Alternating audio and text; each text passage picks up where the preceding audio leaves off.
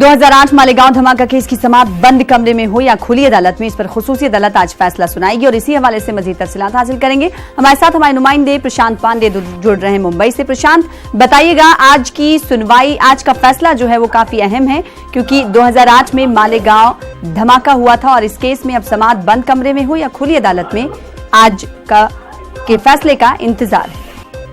जी बिल्कुल, देखिए शुरुआती दौर में जब इस मामले की ट्रायल शुरू हुई और जब साध्वी प्रज्ञा सिंह ठाकुर और कर्नल पुरोहित को अदालत में पेश होना पड़ा तो उस वक्त जो है सरकारी पक्ष की तरफ से अर्जी दाखिल की गई और ये मांग की गई थी कि जो मामला है इसकी सुनवाई इन कैमरा किया जाए ताकि जो मामले से जुड़े गवाह या आरोपी हैं उनके बयान और उनकी चीज़ों को जो है सार्वजनिक ना किया जाए। इससे करने से हो सकता है कि उन्हें कोई धमकाए या फिर उनकी जान के लिए कोई खतरा साबित हो।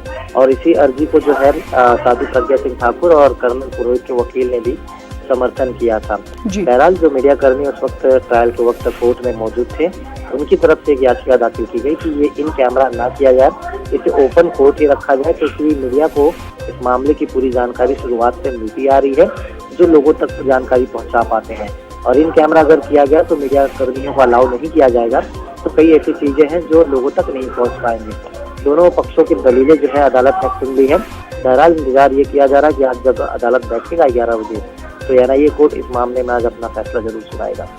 जी बेहद शुक्रिया, इस खबर पर नजर बनाए रखें, हम आपसे दोबारा राब्ता कायम करेंगे।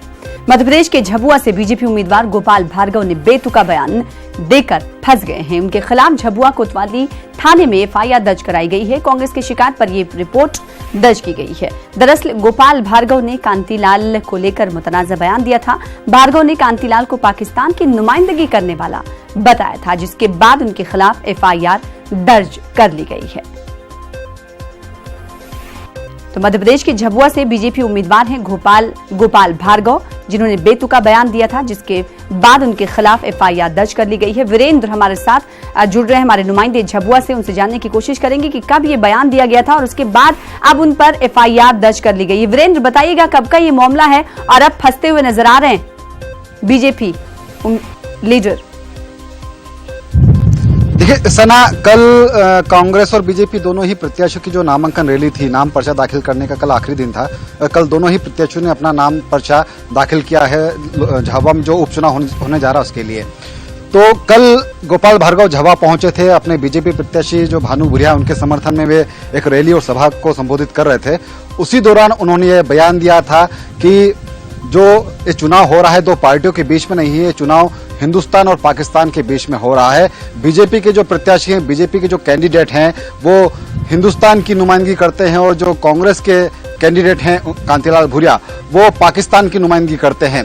तो वहां से उन्होंने इस सभा में लोगों को बताया। उसके बाद उन्होंने सभा में नारे भी लगवाए कि आप फैसला कीजिए कि आपको किसको जिताना है, और भारत माता की जय के नारे लगाए और लोगों से अपील की कि वे हिंदुस्तान को जिताएं, मतलब बीजेपी को जितवाएं।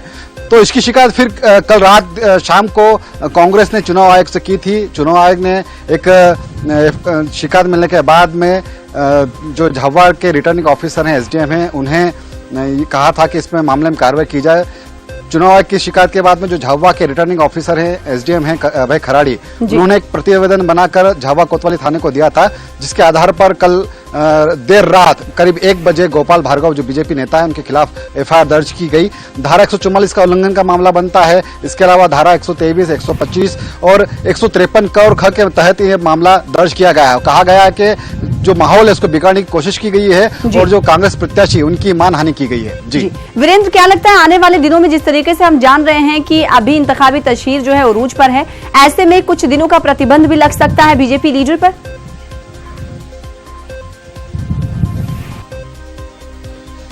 जी बिल्कुल, देखिए फिलहाल तो एफआईआर दर्ज हो गई और आगे हो सकता है कि गोपाल भार्गव के ऊपर प्रतिबंध भी लग सकता है कि चुनाव प्रचार के दौरान वो बैन कर दिए जाए, क्योंकि जो बीजेपी के जो स्टार प्रचारक हैं उनमें गोपाल भार्गव का नाम भी शामिल है।